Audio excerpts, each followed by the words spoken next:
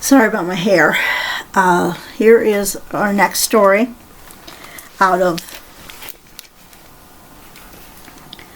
the Sam McBratney Celtic Myths, illustrated by Stephen Paler. Today's story is The Children of Lur. Many stories of long ago are tales of transformation in which people are changed into a different form. What happened to the children of Lur is one of the most haunting examples of this story. The old stories say that in Ireland long ago there lived a race of beings who looked like people of gods, I should say. Not God, not big G, little g's. Okay. One of these beings was Lur. Lur had a daughter called Fionnuala, a son called Hugh, and twin boys called Fiacra and Con.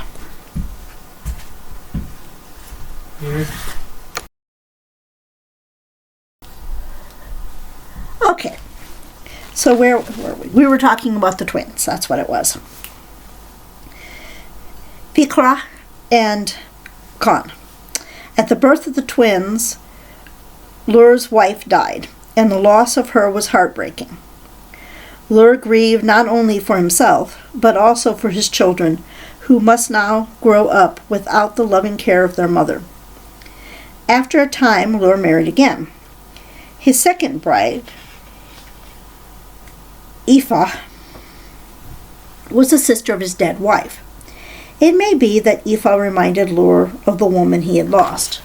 Certainly he believed that she would care for his children and add to the happiness and security of their early years. This did not happen. Aoife had no children of her own. She became jealous of Lur's intense love for his children. Jealousy is a powerful force, and it made her wish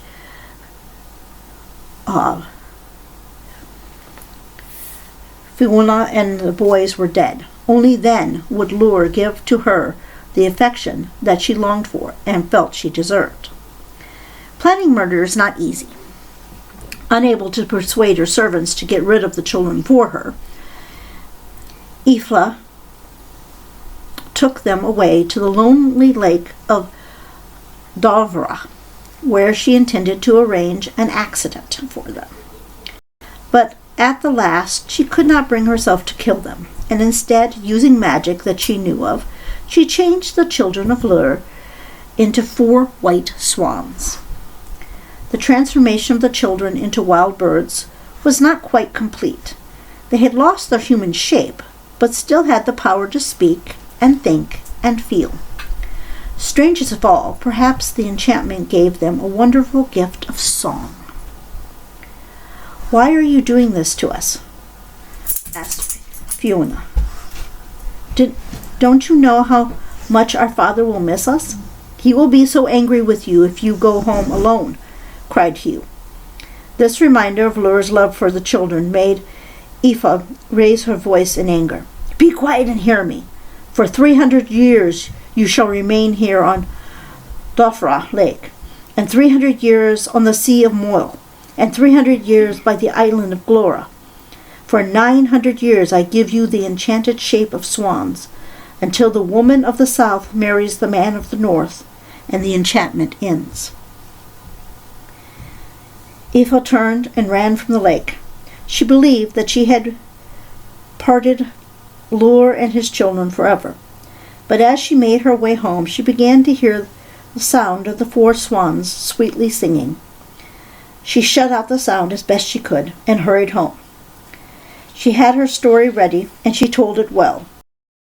She heard how his children had bathed in the lake and gone too far from the shallow edge. They would not listen to Aoife. The current had swept them away, and they had drowned among the reeds and weeds. With tears in her eyes, Aoife asked for Lur's understanding and forgiveness. But she had done all that anyone could do to save Fiola and her little brothers.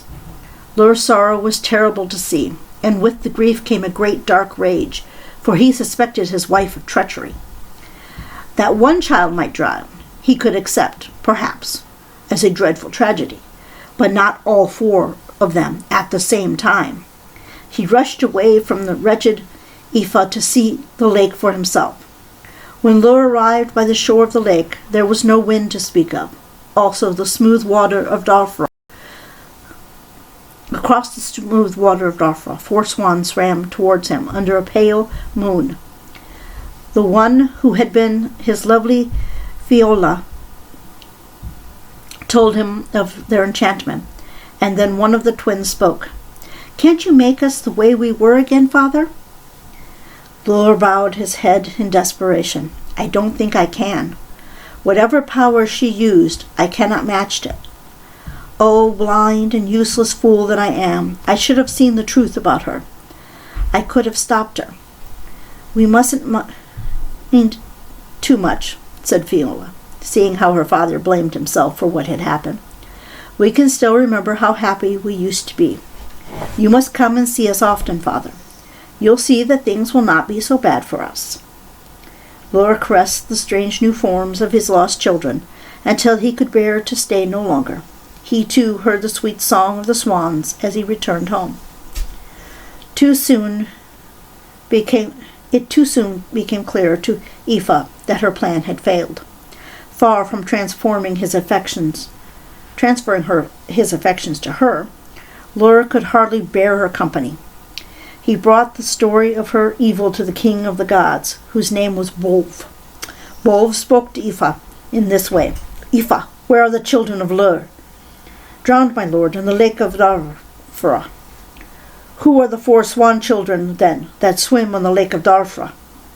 "I have seen them, Aoife, with my own eyes. I have touched them with my hands. I have heard them sing. If it was in my power to bring them back, I would do it gladly. But the enchantment you laid on them must remain, as the enchantment that I now lay on you shall remain." No magic that Aoife knew could save her now. She too lost her human form and became a demon of the air. Banished, she flew out of the land on great dark wings, without the gift of speech or song or the power to do evil again.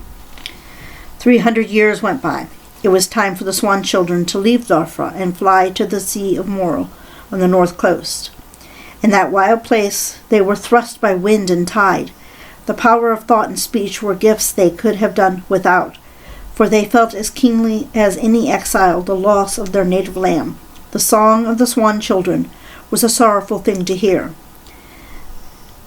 Fiola, the eldest of the 4, would gather the others under her wings during the winter frost. "One day we shall be ourselves again," she told them, "and we shall return to the land of youth."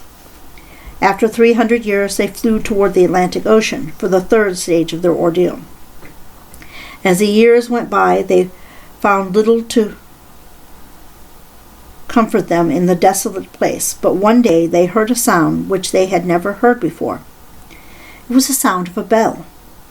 It came from the tiny church of a hermit who lived close by. The swan children made friends with the hermit, who listened to their story and their song, and taught them to say the prayers he knew. The final period of 300 years was coming to an end. Fiola and her brothers longed to see again the hill of the white field where their father lived. How was he after all this time, they wondered.